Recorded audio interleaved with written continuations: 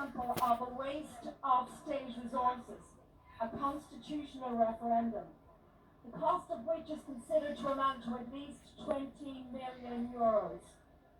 20 million euros would go a long way to pay for accommodation and support for homeless people, whether Irish or otherwise. But no, this government would rather use it to deceive the electorate than to voting women and mothers out of the Constitution, and to do it on International Women's Day. There is no mandate from the Irish people for these proposed changes in the Constitution. So I just want to deal with the two amendments. I know many of you will be familiar with them, but just bear with me and you'll see where I'm going with this. The first proposed amendment, as you know, removes the special connection between family and marriage and provides an additional reference to what constitutes the family, which means it's now going to be founded on marriage and other durable relationships. You've heard this term over and over, so stay with me on this. I cannot emphasize this enough. There is no reference to single parents, lone parents, cohabitating couples in this proposed amendment, as is being widely suggested. This is just misinformation or disinformation being peddled, principally by Minister Roderick O'Gorman and by government-funded NGOs, principally the National Women's Council. One could be forgiven for thinking they use something that the rest of us do not. Now hold that thought, because I'll come back to that in just a moment. So who is the body that is tasked with dealing with misinformation and disinformation during elections? You guessed it, yes, it's the Electoral Commission. But mysteriously, their powers to deal with misinformation and disinformation have not yet been enforced by ministerial order. How convenient is that? This gives a free rein to O'Gorman and his pals. So when you combine that information with the following, I think you will join the dots. This government rushed through this legislation using guillotine motions, with little or no Dáil input. They chose the phrase other durable relationships, even though they tell us that it will be a matter for the courts to define the phrase other durable relationships after the referendum in the event of a yes vote. So what do we have in our legal system at the moment that has the exact same phrase, durable relationships? Yes, you guessed it, the transposed EU directive, which is currently being analysed and interpreted by the Superior Court decisions. So expect a plan. The plan will be, in the event of a yes vote, to encourage the courts to adopt the reasoning and interpretations regarding the EU transposed directive. As how else will the courts divine the will of the people? Because, as you know, all we have are three words. They have not been interpreted. So how is the court going to interpret them? How is the court going to divine the will of the people?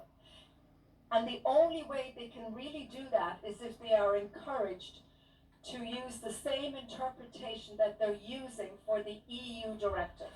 That's something that I think we need to give consideration to.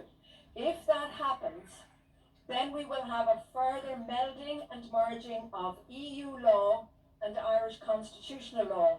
Yes, another nail in the coffin for our own constitution, and a further step towards the creation of a powerful supranational EU superstate.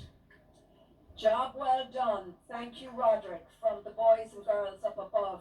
Oops, or should I say, they, them, it. Have I missed a pronoun?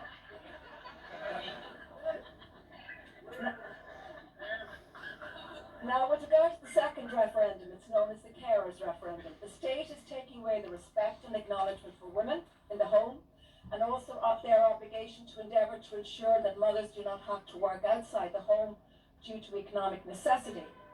And they're going to replace it with a very vague article that recognises care between family members, but imposes no obligation on the state to provide for such carers. Thus, what the state is doing is to propose changes which effectively involves them abrogating their responsibility in two areas. One, by removing from themselves any responsibility for mothers in the home, and two, in the proposed amendment, by leaving it up to family members themselves to care for one another. You're on your own, guys, if this goes through. The use of the word strive to support such carers is meaningless. Strive simply means to try, and it imposes no obligation on the state, contrary to what is being stated out there. So it's utterly meaningless and does not legally oblige or mandate the state to do anything. In addition, and I don't think anyone has really mentioned this, some of you may be aware of it, that the concept of home is also referred to in the two articles that the government proposed to remove from the Constitution. And if they are removed, and if this referendum passes, I would have a concern that a child's right to a home may no longer be protected with the eradication of home and mother from the Constitution. So as a proud Irish woman who can trace her ancestry back generations, I am deeply concerned at what this government proposed to do to the mothers of Ireland. They are showing no respect for women or mothers or the importance of home life. Thank you. Women of Éire, you are being eradicated. You have been sold out by the National Women's Council, and it's your hard-earned money that is being used to pay them to do it. You are being replaced. We have a government now that supports the contention that any man can become a woman just by means of a declaration. They have weaponized sport against you. We have a government that supports a deeply, deeply disturbing transgender ideology. We now have government ministers who cannot even define what a woman is. This is part of a much bigger agenda, a deep, dark agenda, and many of you here already know this. So as for next Friday, just remember, it's a trap. Don't fall for it. Vote no and no. Bless you and thank you for listening. Thank you.